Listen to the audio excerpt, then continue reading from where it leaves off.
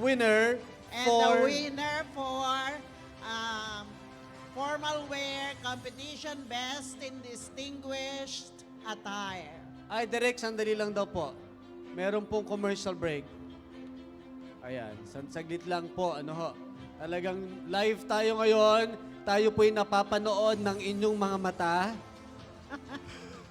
Meron lang pong konting ina-announce ang ating Board of Judges as to who won this category.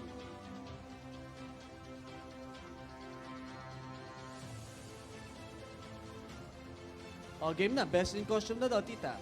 Okay. Ayun na pala eh. Ayan na, tita. Yung ating girl winner. Let's call on Tita Annie and Tito Vic to award. Yes.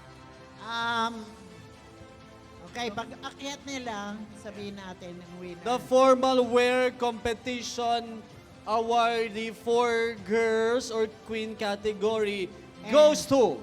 And it goes to Cristina Gomez Edqui. Yan, ano? Edquiban.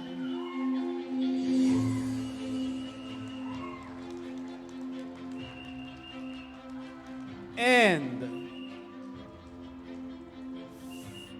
for male, tita. Yes. Male category goes And the to... male category goes to Ernesto Daxian. Oko Daxian.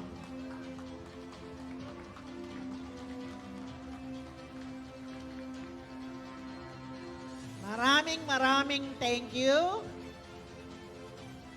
Diyan na. Okay. Dito na lang din sila, tita. Can we ask our... Tita, dito.